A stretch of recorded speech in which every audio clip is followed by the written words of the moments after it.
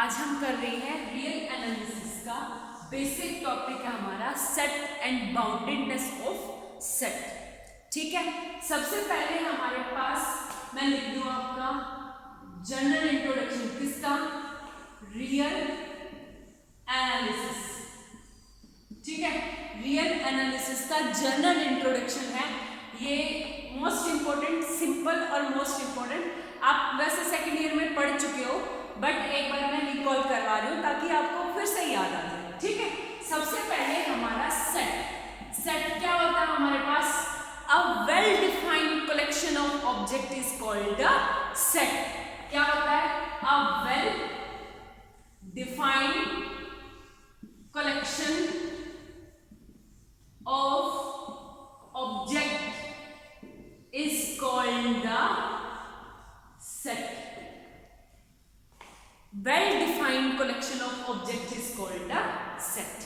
ठीक है, well defined का मतलब होता है कि ऐसे नहीं है, बेतुका कुछ नहीं उठाना, वेल डिफाइंड चीजों का कलेक्शन करना है।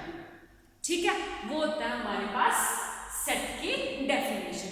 उसके बाद आता है आपका मोस्ट इंपॉर्टेंट जो है बाउंडेडनेस। बाउंडेडनेस क्या होता है कि मेरा जो सेट है वो बाउंडेड है या नहीं है। तो बाउंडेड में दो चीज होती है, एक तो आपकी होगी lower bound, another is upper bound. ठीक है, एक होता है लोअर बाउंड, एक होता है अपर बाउंड। लोअर बाउंड का मतलब होता है कि मेरे पास जैसे सेट है कोई भी एस, कि मेरे पास कोई ना कोई एक ऐसा एलिमेंट मिल जाए कि जिससे सेट के सारे एलिमेंट बराबर या उससे बड़े हो, वो होता है हमारा लोअर बाउंड। मतलब सेट के सारे element x belongs to s, कोई भी मेरे पास सेट है, उसके सारे के सारे एलिमेंट जो है वो k से बड़े या उसके बराबर हो, वो होता है मेरा लोअर बाउंड। ये होती है आपकी डेफिनेशन।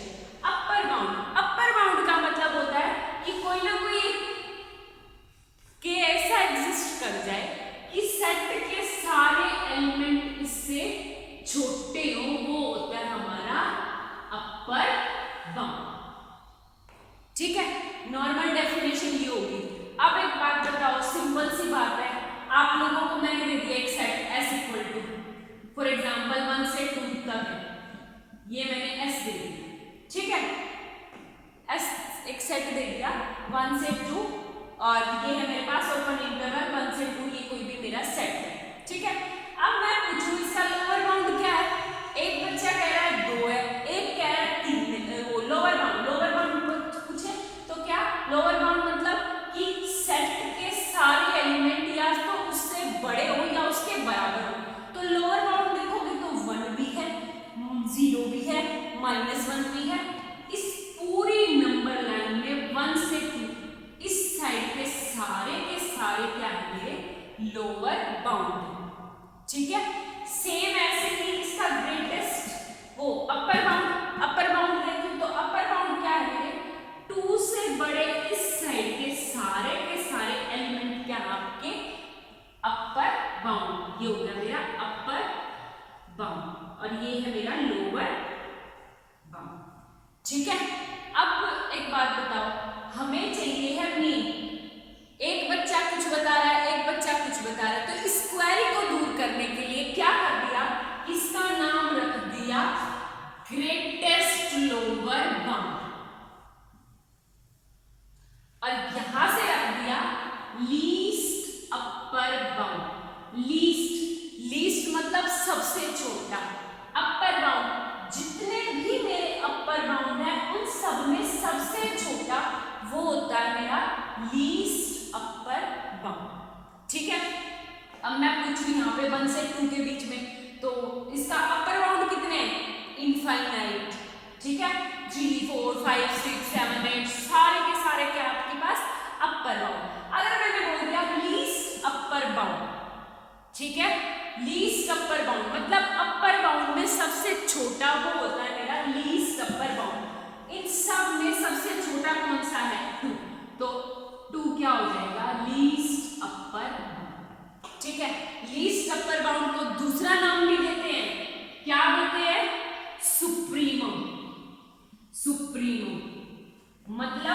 इस सेट का सबसे बड़ा सुप्रीमम, ठीक है, नाम से ही डिफाइन है। फिर आती है मेरे पास greatest lower bound. Greatest lower bound क्या है कि जितने भी मेरे लोअर बाउंड है उन सब में सबसे बड़ा जो है उसको बोलते हैं आप ग्रेटेस्ट लोअर बाउंड, ठीक है। ग्रेटेस्ट लोअर बाउंड जैसे इसका सुप्रीमम हो गया, इसका होता है इंफीमम। हो गया क्लियर? अब एक एग्जांपल के थ्रू करवाऊं। एक एग्जांपल आप लो, जैसे मैं ले लूं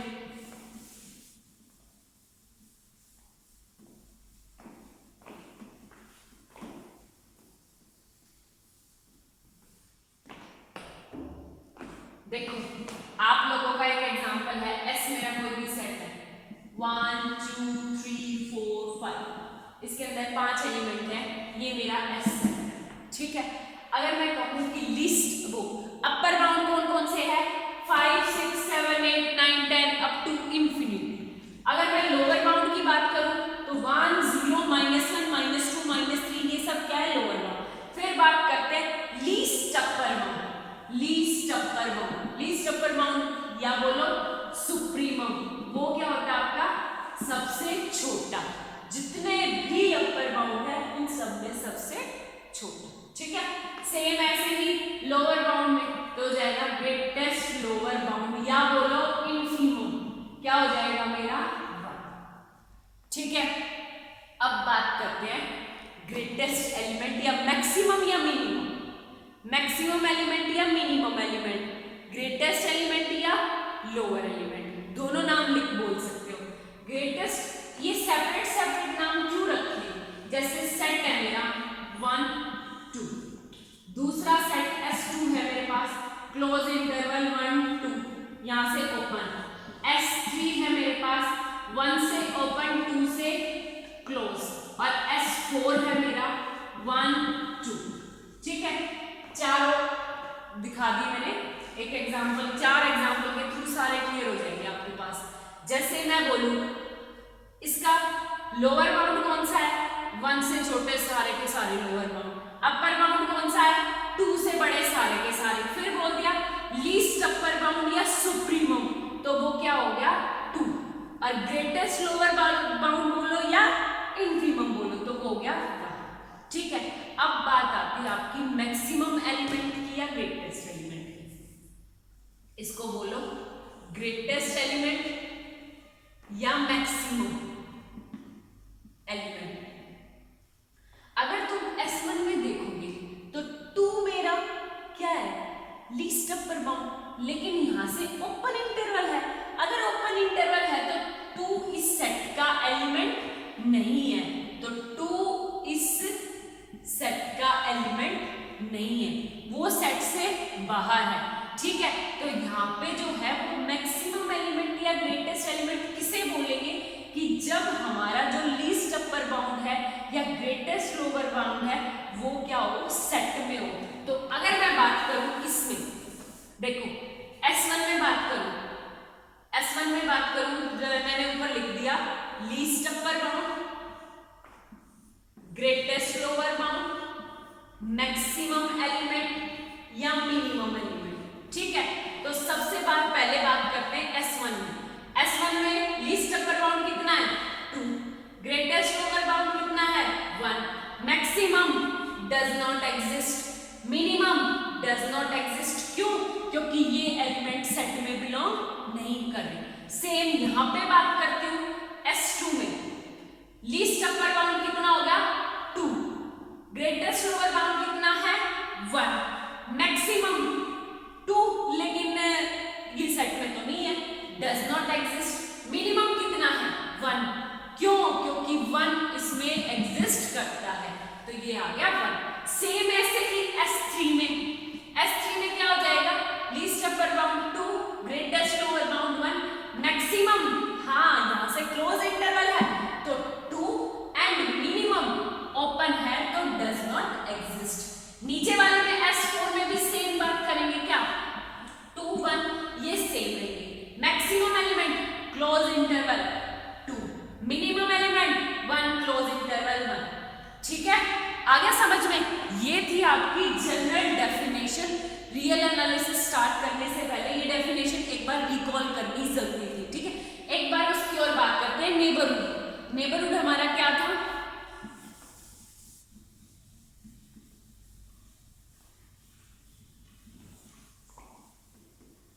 मोस्ट इंपोर्टेंट डेफिनेशन है आपकी नेबरहुड, ठीक है। मैं शॉर्टकट कर दूंगी। नेबरहुड, नेबरहुड क्या कहते हैं कि कोई भी एलिमेंट, जैसे एस कोई भी सेट है, ठीक, एस सेट, उसका एक एक्स एलिमेंट है एस का। एस की साइड से देखें तो एस एक्स का नेबरहुड कब होगा? जब एक्स वो बिलोंग करने वाला एक ओपन इंटरवल ए, वो किसके अंदर कंटेन हो? एस में, ठीक है। या ये बोल सकते हो आप कि एक open interval this such that x minus delta x plus delta contain in s, ये होता है हमारा नेबरहुड। अगर s की साइड से बोलो तो x क्या है इसका? नेबरहुड। अगर x की साइड से बोलो तो x जो है s का इंटीरियर पॉइंट है, ठीक है। आगे बात समझ में, नेबरहुड और इंटीरियर। जैसे स्कूल और उसकी बात करते हैं स्टूडेंट की। स्कूल है एस, एस स्कूल जो है वो अपने एलिमेंट का एक नेबरहुड कब होगा? जब जिस क्लास में वो एग्जिस्ट कर रहा है ना वो ओपन माइंडेड है, ठीक है। नेबरहुड, अच्छा नेबरहुड सिंपल से अपने आसपास से एक एग्जांपल लेते हैं। हमारे आसपास पड़ोसी कब अच्छा होता है? जब हमारी बोलचाल उससे ज्यादा अच्छी हो, ठीक है। तो इसका मतलब क्या है? मैं ओपन इंटरवल को ओपन माइंडेड से लेती हूँ। ओपन माइंडेड मतलब जैसे डायरेक्ट कोई भी बात हम जाके किसी को भी बोल सकते हैं। एक होता है डरना, डर बिठा के रखना, तो होता है क्लोज मानती हूँ। एग्जाम्पल लेके तो देखो, एक्स कोई भी स्टूडेंट अपने टीचर का कब नेबरहुड होगा, या स्कूल में स्टाफ का कब नेबरहुड होगा? जब बीच में जो ओपन माइंडेड वाली थिंकिंग है वो एग्जिस्ट करे। अब कोई एक बच्चा है, उसे डर लगे अपनी बात कहनी हो, टीचर जाते उसको मारने लग जाए, तो कैसे बोलेगा? तो यहाँ पे एक ओपन इंटरवल एग्जिस्ट करे। किस तरह कि फॉर एग्जाम्पल ये मेरा एस है, कुछ भी है, यहाँ पे x है, यहाँ पे x minus delta and x plus delta, एक ओपन इंटरवल एग्जिस्ट करना चाहिए such that x belongs to this and this contain in s, ठीक है। Most important this. इसको बोलने का तरीका फिर से रिपीट कर रही हूँ, दो टाइप से है। अगर मैं s की साइड से चलूँ तो s की साइड से क्या हो जाएगा कि s x का नेबरहुड है। अगर मैं इस साइड से चलूं तो x जो है s का इंटीरियर पॉइंट है, ठीक है। ये बहुत इंपॉर्टेंट डेफिनेशन थी, बहुत कम समझ आती है बट ये याद करनी जरूरी है। याद कर समझ के याद करना, ठीक है class. Thank you so much.